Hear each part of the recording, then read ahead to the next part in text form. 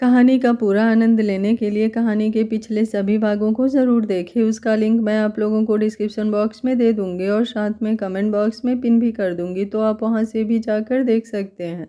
दोपहर का वक्त तकरीबन 4 बजे स्नेहा की आंखें खुली और उसने अंगद की तरफ देखा। वो हल्का सा मुस्कुराई, लेकिन तभी उसकी नज़र सामने वाल क्लॉक पर गई जहाँ पर 4 बज रहे थे। अगले ही पल उसके होश उड़ गए। वो हड़बड़ाकर बिस्तर पर उठकर बैठी और उसकी दर्द से आह निकल गई। अंगद जो उसके साथ ही सो रहा था, जैसे ही उसने स्नेहा की आवाज़ सुनी उसने भी तुरंत अपनी आंखों को खोला और बोला, क्या कर रही हो जान? थोड़ा संभल कर उठो ना, अगर लग जाती तो। तुम जानती हो ना, तुम ऐसे तेजी से नहीं उठ सकती हो। स्नेहा परेशान होते हुए बोली, टाइम देखिए अंगद जी, 4 बजने को आए हैं और हम अभी तक सो रहे हैं। अंगद तुरंत बोला, तो क्या हुआ, अभी 10:30 बजे ही तो सोए हैं हम, ऐसे में 4 नहीं बजेंगे तो और क्या होगा? स्नेहा जल्दी से बोली, आप समझ नहीं रहे हैं अंगद जी, हमें वापस मित्तल मेंशन जाना था। एक तो वैसे ही निया और आयुष भाई की शादी में सिर्फ 4 दिन है और ऊपर से संगम, हम दोनों को कितना मिस कर रहा होगा। वो कितना परेशान हो रहा होगा। ऐसे अच्छा लगता है क्या उसे परेशान करना? बेचारा बच्चा है वो। आप प्लीज़ जल्दी से उठिए और मुझे उसके पास लेकर चलिए। अंगद ने एक गहरी सांस ली और अब अपनी जगह पर उठकर बैठा। उसने स्नेहा के गाल पर बड़े ही प्यार से अपना हाथ रखा और बोला, क्यों इतनी टेंशन लेती हो तुम? संगम को ज़रूरत है हमारी, आई नो, लेकिन उसे संभालने के लिए उसकी दादी भी हैं, उसकी बुआ भी हैं, तो तुम्हें इतनी टेंशन लेने की ज़रूरत नहीं है, हाइपर होने की ज़रूरत नहीं है। हम जाएंगे घर पर, लेकिन ऐसे जल्दबाजी में नहीं, बिल्कुल आराम से। और खबरदार, अगर तुमने ज़रा सी भी जल्दबाजी की और तेज़ी से इधर उधर हुई तो मैं बिल्कुल बर्दाश्त नहीं करूँगा। अगर बाद में तुम्हें पेन हुआ और तुमने मुझे बताया ना, तो तुम सोच भी नहीं सकती हो तुम्हें क्या कुछ सुनने को मिलेगा। उसकी बात पर स्नेहा ने मुंह बनाया और बोली, और अगर मैं आपको बताऊंगी ही नहीं तो आपको कैसे पता चलेगा कुछ? बेशक से मुझे जितना मर्जी दर्द हो, लेकिन मैं आपको कुछ कहूंगी ही नहीं। फिर तो मुझे आपकी डांट सुनने को नहीं मिलेगी ना। अंगद हल्का सा व्यंग से मुस्कुरा कर बोला, तुम्हें लगता है कि तुम मुझसे कुछ छुपा सकती हो? तुम्हें लगता है कि तुम्हें दर्द होगा और मुझे पता नहीं चलेगा? सीरियसली तुम्हें सच में ऐसा लगता है? उसकी बात पर अब स्नेहा का चेहरा शर्म से लाल होने लगा था, क्योंकि सच में वो अंगद को कुछ बताए या ना बताए, अंगद को उसके दर्द के बारे में पता लग ही जाता है। ये सब सोचते हुए उसके चेहरे पर हल्की सी मुस्कुराहट भी थी और अब अंगद भी मुस्कुराने लगा था। वो स्नेहा की तरफ देखते हुए बोला, तो ऐसा है बीबी जी कि आपको ज़्यादा अपना दिमाग चलाने की ज़रूरत नहीं है। यह बोलकर उसने स्नेहा को अपनी गोद में उठा लिया। स्नेहा ने अपनी बाहों को उसकी गर्दन पर लपेटा और बोली, तो फिर आप भी मेरी बात मान लीजिए ना पति जी, मुझे मित्तल मेंशन ले चलिए, अब मुझे और यहाँ पर नहीं रहना। अगर आपको मुझे प्यार करने का मन है तो वहीं घर पर कर लेना, लेकिन अब बस यहाँ से चलिए। ये बोलते हुए वो सच में बड़ी क्यूट लग रही थी और अंगद को उसकी इस क्यूटनेस पर प्यार आ रहा था। वो उसे लेकर वॉशरूम में आया और दोनों शावर के नीचे खड़े हुए। शावर के नीचे भी अंगद का स्नेहा से रोमांस करने का मन कर रहा था, लेकिन स्नेहा जिस तरह से उसे घूर घूर कर देख रही थी, अंगद की बोलती भी अब बंद हो चुकी थी। वो स्नेहा से डांट तो बिल्कुल नहीं खाना चाहता था। तकरीबन 20-25 मिनट बाद वो दोनों वॉशरूम से बाहर निकले। स्नेहा को टेंशन हो रही थी कि अब वो कपड़े कौन से पहनेगी, लेकिन अंगद ने उसके लिए ऑलरेडी कपड़े मंगवा कर रखे थे जो वहीं टेबल पर पड़े थे। उसने तुरंत उन कपड़ों को पहना। तब तक अंगद भी रेडी हो गया था। वो दोनों रेडी होकर बाहर आए। स्नेहा को बहुत भूख लग रही थी, लेकिन वो पहले घर जाना चाहती थी। पर तभी अंगद ने उसका हाथ पकड़ा और बाहर जाने की बजाय उसे सामने लगे हुए डाइनिंग टेबल पर ले गया। स्नेहा हैरानी से बोली, आप मुझे यहाँ? अभी वो बोल ही रही थी कि एक सर्वेंट ने खाना लगाना भी शुरू कर दिया। अंगद उसकी तरफ देखते हुए बोला, तुम ऐसे सोच भी कैसे सकती हो कि मैं तुम्हें बिना खाना खाए यहाँ से लेकर जाऊँगा? ये तो हम घर पर नहीं है, वरना तुम्हें पता है मैं तुम्हें सुबह बिस्तर से तब तक नहीं उठने देता जब तक तुम अपने फ्रूट्स और दूध खत्म ना कर लो। यहाँ पर अब मैं तुम्हें वो सब तो नहीं दे पाया, लेकिन खाना तो खाना पड़ेगा ना। स्नेहा हल्का सा मुस्कुराई। घर पर शारदा जी हमेशा स्नेहा का फेवरेट ब्रेकफास्ट बनाती थी। वो कहती थी कि अगर सुबह सुबह स्नेहा को उसका फेवरेट खाना मिलेगा तो वो सारा दिन अच्छा अच्छा फील करेगी। हालांकि फ़िलहाल ब्रेकफास्ट का टाइम तो नहीं था, लेकिन ये स्नेहा के आज के दिन का पहला खाना था, तो यहाँ पर भी अंगद ने उसका फेवरेट खाना ही बनवाया था। उन दोनों ने अपना खाना खत्म किया और फिर गाड़ी में बैठकर मित्तल मेंशन के लिए निकल गए। उन्हें मित्तल मेंशन पहुँचते पहुँचते शाम के लगभग से 6 बज गए थे। जैसे ही अंगद की गाड़ी पार्किंग एरिया में रुकी, संगम जो गार्डन एरिया में खेल रहा था, वो तुरंत भागते हुए अंगद की गाड़ी की तरफ आया। अंगद उसे देखकर मुस्कुराया। उसने संगम को अपनी तरफ आने का इशारा किया। उसने अपनी बाहों को फैला दिया था, लेकिन संगम ने उसे देखकर मुंह बनाया और फिर तुरंत स्नेहा की तरफ भाग गया। अंगद उसकी तरफ देखता ही रह गया। उसके हाथ फैले हुए ही रह गए थे और स्नेहा ने अब संगम को अपनी गोद में उठा लिया था। अंगद ने तुरंत उसे घूर कर देखा। उसने स्नेहा को मना किया हुआ था कि वो संगम को गोद में नहीं उठाएगी। संगम लगभग से 5 साल का होने वाला हो गया था और ऐसे में उसका वेट काफ़ी ज़्यादा था और स्नेहा का प्रेगनेंसी में इतना वेट उठाना बिल्कुल भी ठीक नहीं था। संगम स्नेहा की तरफ देखकर मायूसी से बोला, आप कहाँ थी स्नेहा माँ? आपको पता है मुझे आपकी कितनी याद आ रही थी। स्नेहा तुरंत बोली, आई एम सो सॉरी बेटा। इसके आगे वो कुछ बोलती उससे पहले ही संगम बोला, नहीं स्नेहा माँ, आपको सॉरी बोलने की कोई ज़रूरत नहीं है। मैं जानता हूँ डैड ही आपको कहीं बाहर लेकर गए होंगे। आप तो उन्हें वापस मेरे पास आने के लिए बोल रहे होंगे, लेकिन डैड ही नखरे दिखा रहे होंगे। वो सारा दिन नखरे ही तो दिखाते रहते हैं। पर खबरदार, अगर अब आप मुझे छोड़कर कहीं गई तो मुझे आपकी बहुत याद आती है स्नेहा माँ। ये बोलकर उसने स्नेहा की गर्दन पर अपनी बाहों को लपेट दिया था और उससे बिल्कुल चिपक गया था। अंगद तो उसकी तरफ देखता ही रह गया। स्नेहा ने अब संगम की तरफ देखा और मुस्कुराई, लेकिन उसकी मुस्कुराहट नॉर्मल बिल्कुल भी नहीं थी। साफ पता चल रहा था कि वो अंगद को चिढ़ा रही है। अंगद अब उन दोनों के पास आया और संगम की तरफ देखते हुए बोला, सही है बेटा, डैड नखरे दिखाते हैं और तुम और तुम्हारी स्नेहा माँ मिलकर जो कर रहे हो वो क्या है? तुम दोनों ने तो मुझे बिल्कुल साइड लाइन कर दिया है। संगम ने अब अंगद की तरफ देखा और बोला, आपको कितनी जलन होती है डैड? कल रात से स्नेहा माँ आपके साथ है, तब आपको ये तो रियलाइज़ नहीं हुआ कि आपने मुझे साइड लाइन कर दिया है। लेकिन अब मैं अपनी स्नेहा माँ को प्यार कर रहा हूँ तो आपको बड़ी जल्दी जलन नज़र आ रही है और ये भी नज़र आ रहा है कि हमने आपको साइड लाइन कर दिया, जबकि ऐसा कुछ नहीं है। अब क्या मैं अपनी स्नेहा माँ से प्यार भी ना करूँ? आपको पुच्ची देता अच्छा लगता हूँ क्या मैं? बॉयज़ को पुच्ची देते हैं क्या? अंगद की आंखें और भी ज़्यादा बड़ी हो गई। वहीं स्नेहा को हंसी आ रही थी। संगम ने वापस स्नेहा की तरफ देखा और बोला, देखा स्नेहा माँ, डैड कितना जलते हैं ना हम दोनों से। स्नेहा भी दबी मुस्कुराहट के साथ बोली, हाँ तुम्हारे डैड तो है ही जेकू, पर तुम टेंशन मत लो, अब मैं तुम्हें छोड़कर कहीं नहीं जाऊंगी।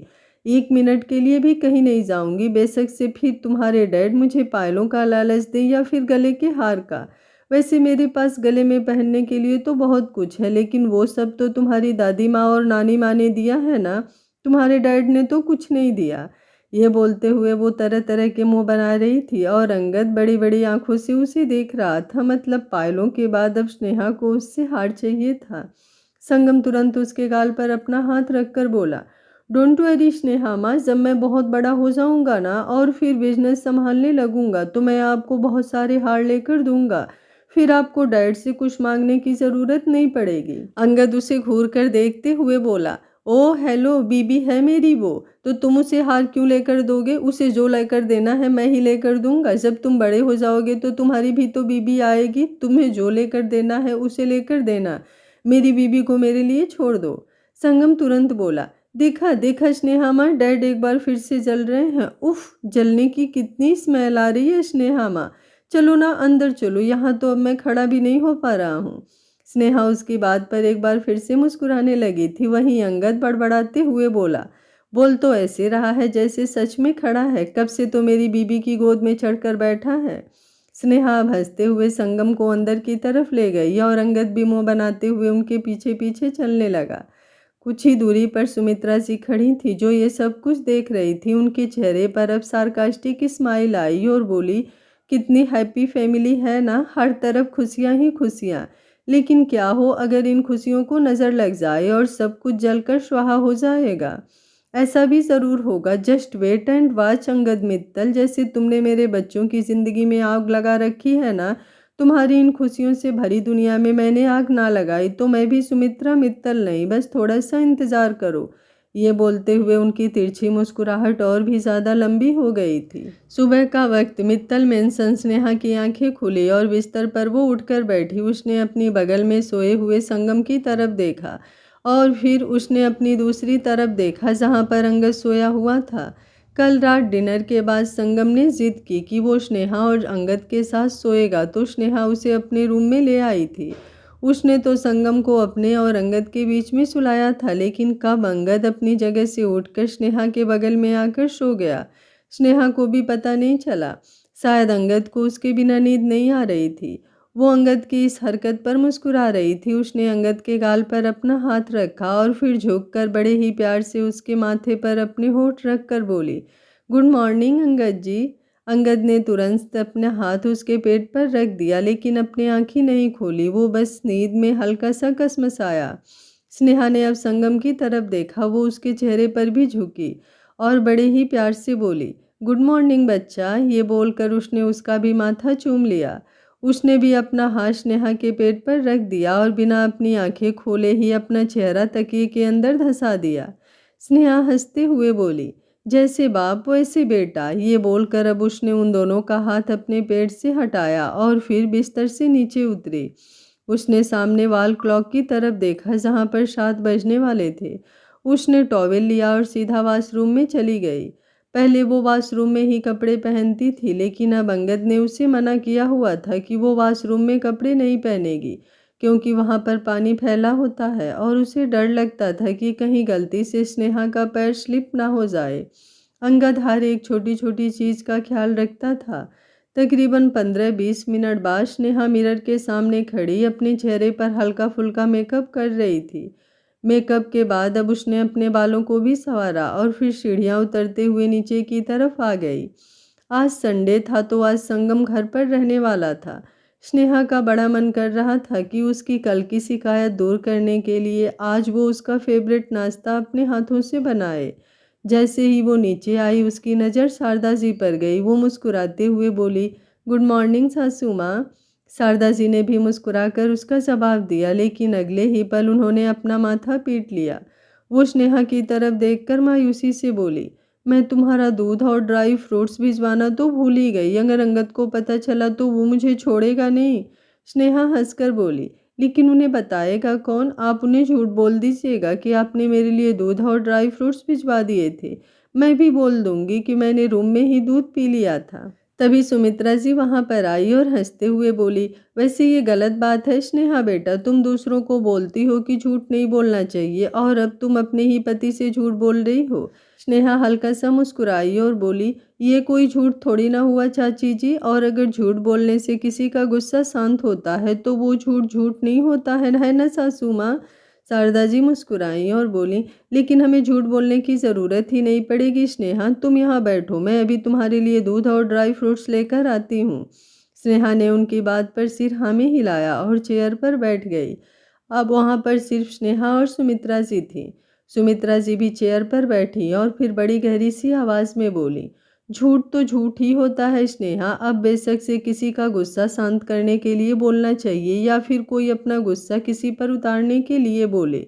उनकी बात पर स्नेहा ने हैरानी से उनकी तरफ देखा।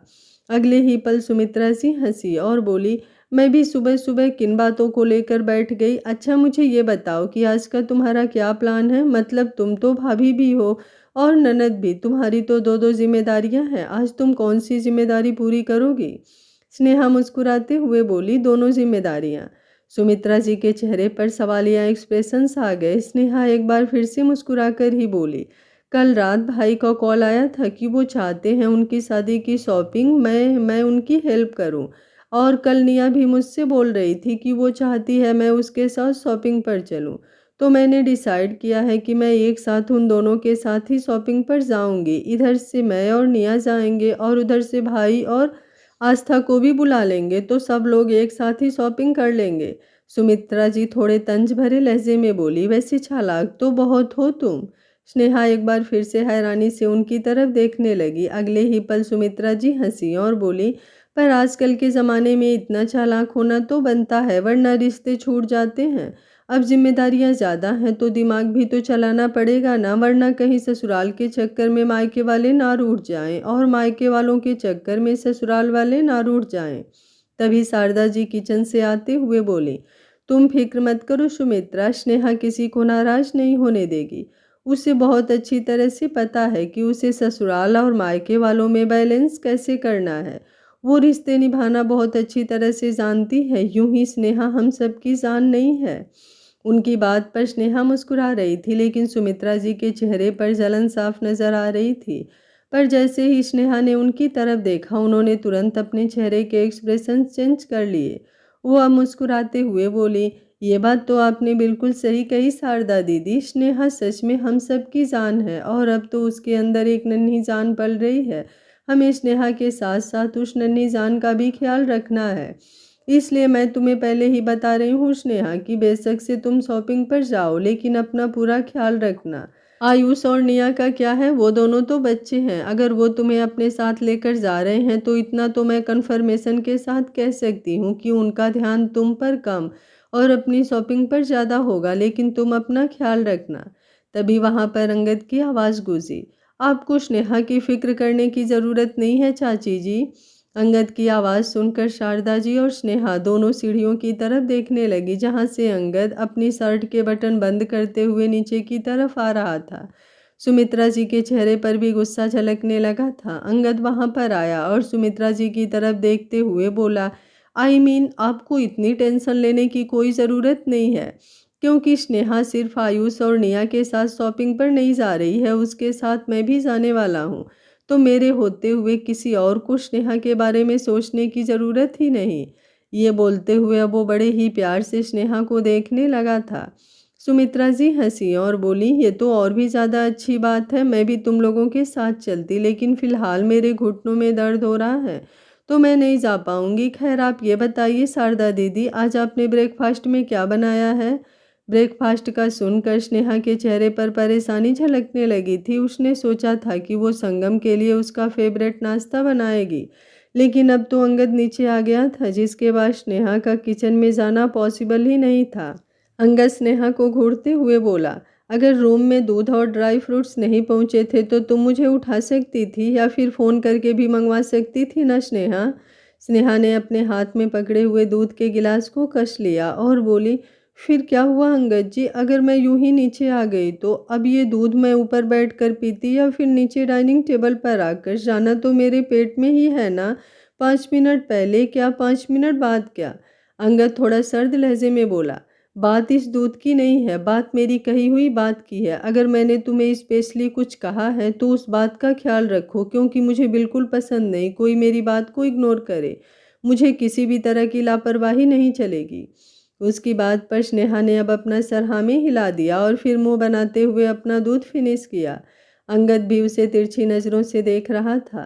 शारदा जी उन दोनों पर हंसी और फिर किचन की तरफ चली गई। सुमित्रा जी भी वहां से उठ गईं। स्नेहा ने खाली दूध का गिलास अपने हाथ में लिया और फिर किचन की तरफ बढ़ने लगी। अंगद तुरंत बोला, कहाँ जा रही हो, पता है ना तुम किचन में नहीं जा सकती। स्नेहा मुंह बनाते हुए बोली, हाँ पता है, मैं बस ये गिलास रखने जा रही हूँ और आपको एक्स्ट्रा खड़ूस बनने की ज़रूरत नहीं है अंगद जी, ऑलरेडी आप बहुत ज़्यादा खड़ूस हैं। यह बोलकर उसने एक बार फिर से अपना नाक सिकोड़ा और किचन की तरफ चली गई। अंगद एक गहरी सांस लेकर बोला, बात खड़ूस होने की नहीं है, बात लापरवाही की है। अगर एक बार लापरवाह हो जाओ तो बार बार लापरवाह होने की आदत हो जाती है और ये आदत मैं अफोर्ड नहीं कर सकता। ये बोलते हुए अब उसकी गहरी नज़रें सुमित्रा जी के रूम पर थी, जहां अभी अभी सुमित्रा जी अंदर की तरफ गई थी। इस वक्त अंगद के दिमाग में बहुत कुछ चल रहा था, लेकिन उसे जानना ये था कि आखिर सुमित्रा जी के दिमाग में क्या चल रहा है। इसलिए बिना एक पल गंवाए अब वो सीधा सुमित्रा जी के रूम की तरफ ही आया। सुमित्रा जी आराम से अपने बेड पर बैठी थी और अपने फ़ोन पर कुछ देख रही थी। तभी रूम का दरवाज़ा खुला और अंगद अंदर की तरफ आया। अंदर जाकर उसने दरवाज़ा बंद कर दिया था। सुमित्रा जी हैरानी से उसकी तरफ देखते हुए बोली, तुम यहाँ? अंगद भी तिरछा मुस्कुरा कर बोला, क्यों, मैं यहाँ पर नहीं आ सकता क्या? अपनी चाची से अगर मुझे कुछ पर्सनल बात करनी हो तो क्या मैं उनके रूम में नहीं आ सकता?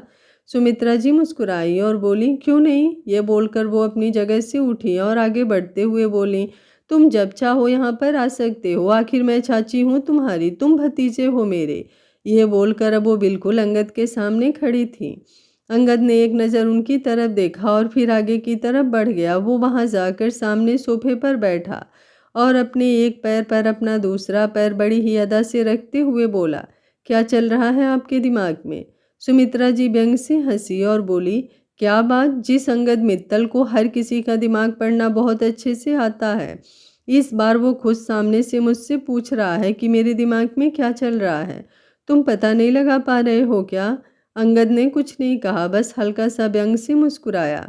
सुमित्रा जी बेड के किनारे पर बैठी और बोली, मैं जानती हूँ तुम्हारे दिल में मेरे लिए बहुत सारे नेगेटिव थॉट्स होंगे, लेकिन उन सारे थॉट्स को अपने दिल से निकाल कर साइड में फेंक दो अंगद, क्योंकि इस बार मैं सच में कुछ भी गलत नहीं सोच रही हूँ। हाँ, मैं जानती हूँ तुम्हारा मुझ पर यकीन करना बहुत मुश्किल होगा, लेकिन तुम मुझ पर यकीन कर सकते हो। इस बार कोई प्लानिंग प्लाटिंग नहीं कर रही, अपनी ही बेटी की खुशियों में अगर मैं प्लानिंग प्लाटिंग करूँगी तो मुझसे घटिया माँ कोई हो ही नहीं सकती।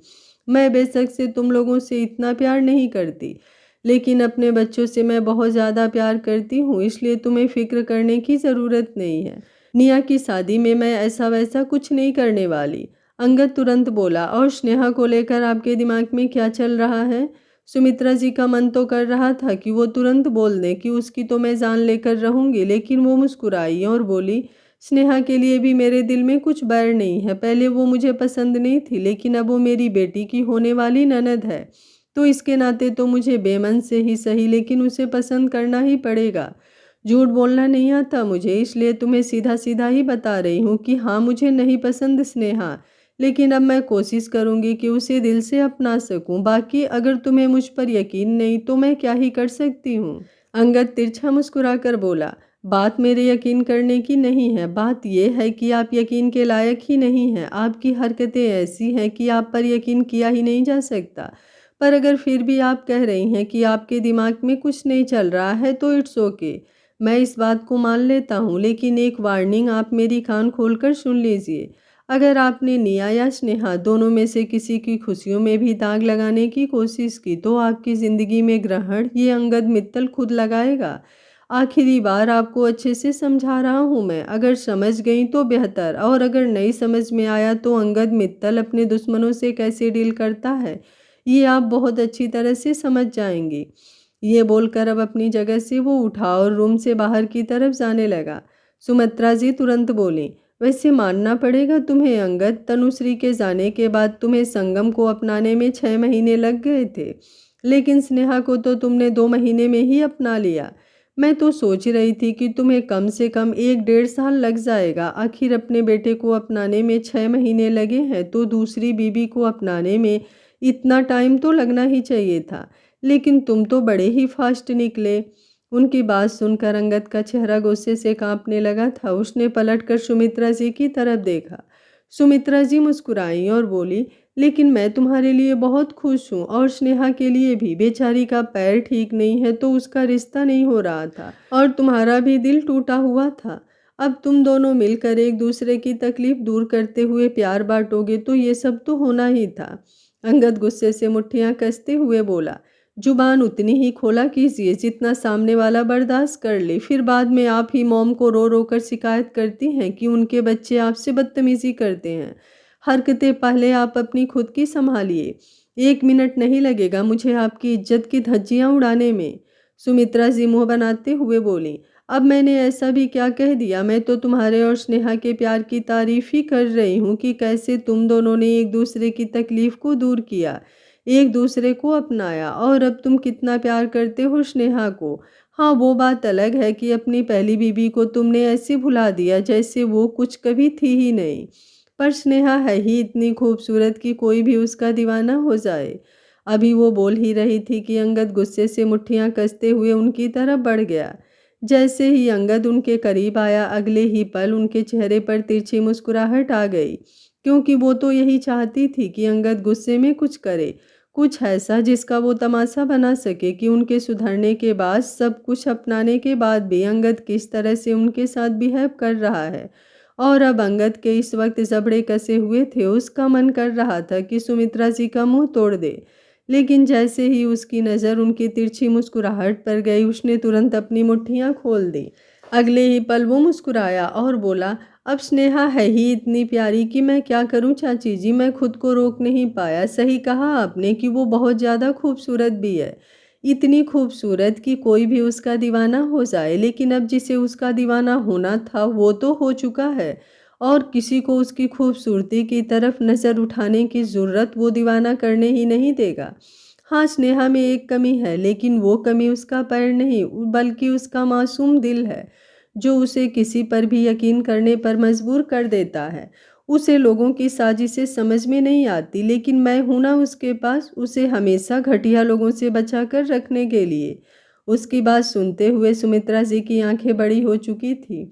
सोचा उन्होंने कुछ और था, और अब अंगद ने जवाब में उन्हें कुछ और ही दिया था। और अब अंगद एक बार फिर से मुस्कुराया और बोला, और रही बात तनुश्री की, तो आपको किसने कहा कि मैंने तनुश्री को भुला दिया? बिल्कुल भी नहीं। वो आज भी है मेरे दिल में, मेरी यादों में, मेरी अंदर, जहाँ से उसे कोई बाहर नहीं निकाल सकता। स्नेहा भी नहीं, क्योंकि वो उसे बाहर निकालना ही नहीं चाहती। वो प्यार का मतलब और प्यार की वैल्यू दोनों ही बहुत अच्छी तरह से समझती है। इसलिए उसने कभी तनुश्री की जगह लेने की कोशिश नहीं की, बल्कि अपनी अलग जगह बनाने की कोशिश की। और देखिए, मैं जो एकदम सख्त पत्थर सा हो गया था, उसने उसे मोम की तरह पिघला दिया। अब इससे ज़्यादा तारीफ मैं अपनी स्नेहा की क्या ही करूं। आज तनुश्री भी उसे और मुझे देखकर खुश हो रही होगी, ये सोचकर कि उसके जाने के बाद उसके अंगद को कोई संभालने वाला है ना। ये बोलते हुए वो मुस्कुरा रहा था, और उसकी नज़र सामने आईने पर थी, जहां पर दरवाजे पर खड़ी स्नेहा उसे दिखाई दे रही थी। स्नेहा के चेहरे पर मुस्कुराहट थी। अपने बारे में अंगद के मुंह से ये सारी बातें सुनकर उसका दिल खुश हो रहा था। थैंक गॉड, फाइनली अंगद जी ने ये बात रियलाइज़ की कि उसने कभी भी तनुश्री की जगह लेने की हसरत नहीं की, बल्कि अपनी अलग जगह बनाने की कोशिश की। वो यहाँ पर सुमित्रा जी से पूछने आई थी क्या उनके लिए कुछ खास मार्केट से लाना है। तभी अंगद दरवाजे की तरफ घूमा। स्नेहा को देखकर उसने ऐसे एक्सप्रेशंस बनाए जैसे उसे देखकर हैरान हो रहा हो। उसे पता ही नहीं हो कि स्नेहा दरवाजे पर खड़ी है। वहीं स्नेहा अब मुस्कुराते हुए उसकी तरफ आई और अंगद के सीने पर अपना हाथ रखकर बोली, thank you so much Angad ji. Angad ने तुरंत पूछा, किस लिए? स्नेहा ने अपना चेहरा ना में हिलाया और बोली, बस यूं ही। अंगद हल्का सा उसके चेहरे पर झुका और बड़े ही प्यार से उसने स्नेहा का माथा चूम लिया। वो मुस्कुराते हुए बोला, मैं वो चाची जी से कुछ बात करने आया था, वो बात खत्म हो गई, तो मैं चलता हूँ। ये बोलकर वो रूम से बाहर चला गया, लेकिन जाते जाते पलट कर सुमित्रा जी की तरफ देख कर गया, जिनके चेहरे पर गुस्सा झलक रहा था।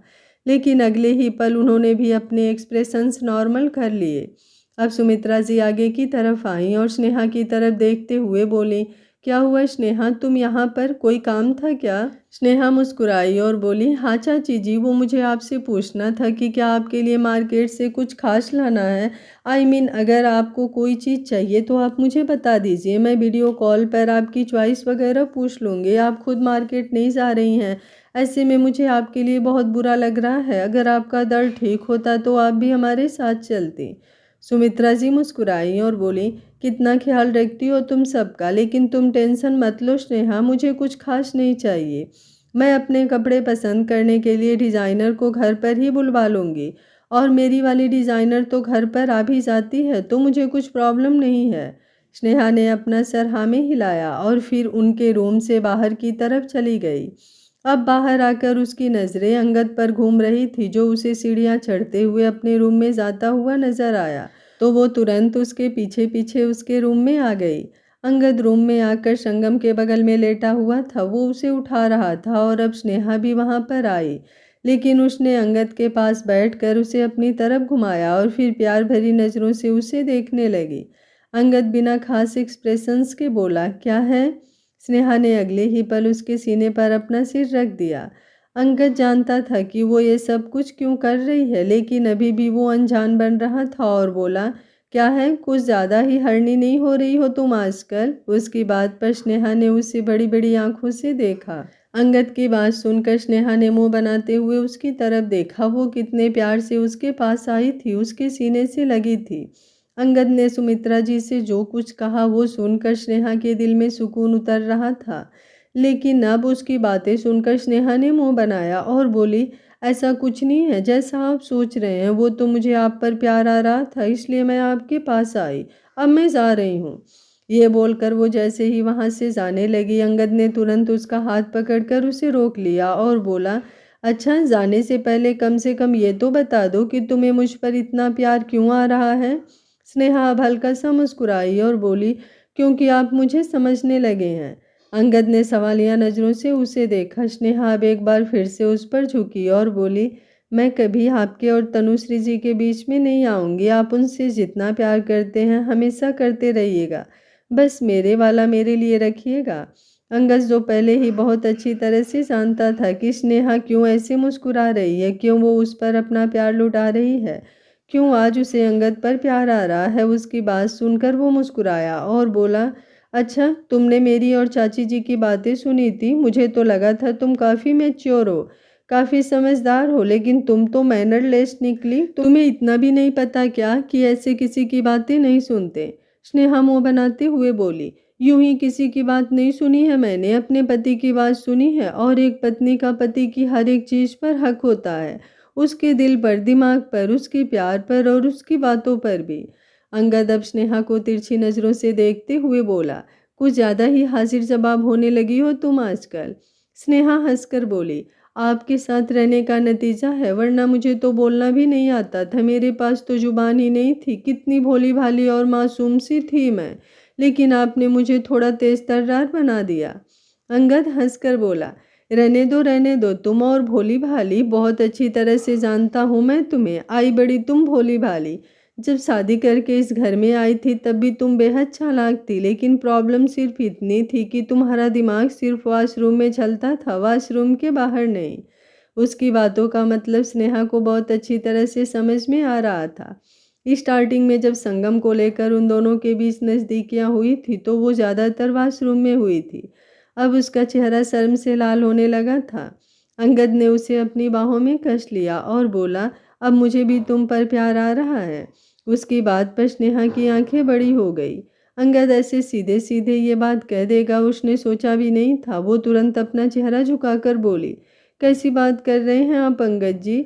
अंगद तुरंत बोला, ऐसा भी क्या गलत कह दिया मैंने, यही तो बोला है कि मुझे भी तुम पर प्यार आ रहा है। वो अब उसकी गोद से उठी और बोली, आप ये जो मुझे अपनी बातों में उलझाने की कोशिश कर रहे हैं ना, मत कीजिए। मुझे नीचे जाना है और आप भी अब मेरे साथ नीचे चलिए।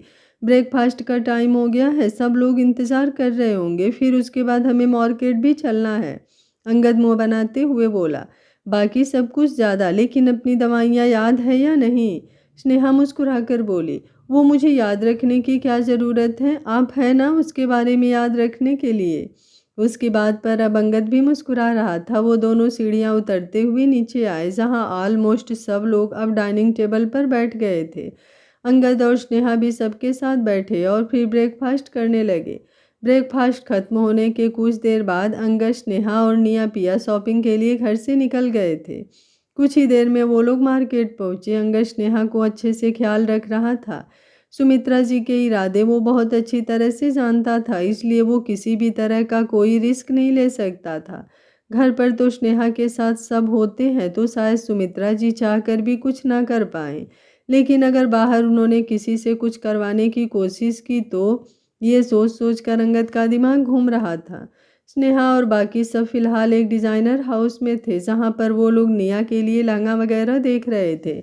शादी के फंक्शन आज रात से ही शुरू होने वाले थे, जहां आज निया और आयुष की एंगेजमेंट होने वाली थी। निया और पिया आयुष के साथ लहंगा वगैरह देख रहे थे और स्नेहा साइड में लगे हुए क्लोजेट की तरफ आई। सामने ही उसे एक डमी नजर आई जिस पर ब्लैक कलर की साड़ी टंगी हुई थी। उसके पास ब्लैक कलर की साड़ियाँ तो बहुत थी, लेकिन वो साड़ी थोड़ी अलग थी। उसका ब्लाउज पीछे से पूरा बैकलेस था, बस एक सिंगल डोरी थी जिस पर वो पूरा ब्लाउज टिका हुआ था। स्नेहा ने अंगद की तरफ देखा। अंगद जो कुछ ही कदमों की दूरी पर खड़ा फोन पर किसी से बात कर रहा था, उसकी तिरछी नजरें भी स्नेहा पर ही थी और वो बहुत अच्छी तरह से समझ रहा था स्नेहा के दिमाग में क्या चल रहा है। अगले ही पल उसने अपना चेहरा ना में हिला दिया। स्नेहा के चेहरे पर लंबी सी स्माइल आ गई। उसने अब उस साड़ी को हल्का सा हाथ लगाकर छुआ तो स्टाफ की एक लड़की तुरंत उसके पास आई और बोली, क्या ये साड़ी मैं आपके लिए निकाल दूं? अंगद की नज़रें अब स्नेहा पर और भी ज़्यादा गहरी हो गई। उसने एक बार फिर से अपना चेहरा नामी हिलाया। स्नेहा उस लड़की की तरफ देखकर मुस्कुराते हुए बोली, निकाल दीजिए। अंगद ने अपनी आंखें छोटी की, जैसे उसे गुस्से से देख रहा हो। स्नेहा को उसके एक्सप्रेशंस देखकर हंसी आ रही थी। वो लड़की उस साड़ी को लेकर वहां से जाने लगी। स्नेहा उसे रोकते हुए बोली, इसे बाकी सब ड्रेस के साथ पैक तो बेशक से कर दीजिएगा, लेकिन इसकी बिलिंग अलग से कीजिएगा। वैसे कितने की है ये साड़ी? वो लड़की मुस्कुराकर बोली, ओनली 5 लाख। साड़ी की कीमत सुनकर स्नेहा की आंखें बड़ी हो गई। उसने अंगद को परेशान करने के लिए वो साड़ी ली थी। अगर उसे पहले पता होता कि वो साड़ी इतनी ज़्यादा महंगी है तो वो उस साड़ी को खरीदने की बात करती ही नहीं। अब वो जल्दी से बोली, आप एक काम कीजिए, आप ये साड़ी रहने दीजिए, मुझे ये साड़ी नहीं चाहिए। अभी वो बोल ही रही थी कि अंगद के हाथ उसे अपने पेट पर लिपटते हुए महसूस हुए। अंगद बिल्कुल उसके पीछे आकर खड़ा हो गया था और उसने स्नेहा को अपनी बाहों में भर लिया था। स्नेहा की हार्ट बीट एक पल के लिए रुक गई। अंगद का ये रोमांटिक अंदाज हमेशा उसकी जान निकालता था और इस बार तो अंगद और भी ज़्यादा कातिलाना हो रहा था, जहां वो ऐसे पब्लिक प्लेस पर उसे अपनी बाहों में भर रहा था। अंगद उस लड़की की तरफ देखते हुए बोला, आप इसे पैक कर दीजिए। अगर मैं अपनी खूबसूरत सी बीबी के लिए एक हॉट सी साड़ी नहीं खरीद पाया तो क्या ही फ़ायदा मेरे अंगद मित्तल होने का। ये बोलते हुए अब उसकी नज़रें स्नेहा पर आ गई थी। वो लड़की मुस्कुराई और बोली, हाउ क्यूट। स्नेहा ने उसे घूर कर देखा। उसकी घूरती हुई नज़र खुद पर महसूस कर वो लड़की तुरंत वहाँ से चली गई। अब स्नेहा अंगद की तरफ घूमी और बोली, ये आप क्या कर रहे हैं अंगद जी? इतनी महंगी साड़ी खरीदने की ज़रूरत नहीं है, आप प्लीज़ इसे रहने दीजिए। मैं तो यूं ही आपको परेशान करने के लिए साड़ी खरीदने की बात कर रही थी। अंगद भी उसे इंटेंस नज़रों से देखते हुए बोला, यही तो तुमने गलती कर दी बीबी। तुम्हें लग रहा है कि ये साड़ी पहनकर तुम मुझे परेशान करोगी, लेकिन मैं इस साड़ी की वजह से बिल्कुल भी परेशान नहीं होने वाला, बल्कि परेशानी तो तुम्हें होगी। 1 घंटा लगेगा तुम्हें ये साड़ी पहनकर तैयार होने में और 5 मिनट लगेंगे मुझे ये साड़ी उतार कर। उसके आगे वो कुछ कहता उससे पहले ही स्नेहा ने उसके होठों पर अपनी उंगलियां रखी और बोली, क्या बोल रहे हैं आप अंगद जी? हम बाहर हैं, हमारे साथ और भी लोग हैं। ये बोलते हुए उसका दिल जोरों से धक धक कर रहा था। अंगद ने अपना हाथ उसकी कमर पर रखा और बोला, शुरू किसने किया था? स्नेहा के रोंगटे खड़े हो रहे थे। वो तुरंत पीछे की तरफ हट गई और बोली, मैं जाकर निया की शॉपिंग में हेल्प करवा देती हूँ, वरना वो भी कहेगी कैसी भाभी हूँ मैं, अपनी रिस्पॉन्सिबिलिटी बिल्कुल भी पूरी नहीं करती। ये बोलते हुए वो वहाँ से जाने लगी, लेकिन अंगद ने उसका हाथ पकड़कर उसे रोका और फिर उसकी कमर पर अपना हाथ सरकाते हुए उसे अपनी तरफ खींच लिया। स्नेहा की नज़रें उसकी नज़रों से मिली हुई थी। अंगद हल्का सा उसके चेहरे पर झुककर बोला, दिन में तुम भाभी और ननद दोनों होने की रिस्पॉन्सिबिलिटी निभा लो, क्योंकि रात को तुम पत्नी होने का फ़र्ज निभाने वाली हो और मैं पति होने का हक जताने वाला हूँ। उसकी बातें सुनकर एक पल के लिए स्नेहा की धड़कन रुक गई। अंगद की नज़रें उस पर बेहद इंटेंस थी और अब अंगद ने अपना हाथ उसकी कमर से हटाया।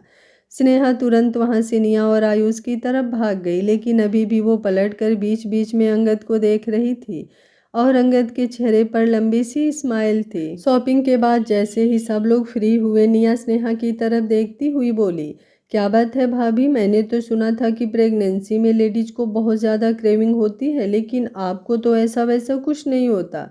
सोचा था आपके साथ शॉपिंग पर जाएंगे तो खाने को भी बहुत कुछ मिलेगा, लेकिन ना तो आपने कुछ खाने की डिमांड की और ना ही हमें खिलाया।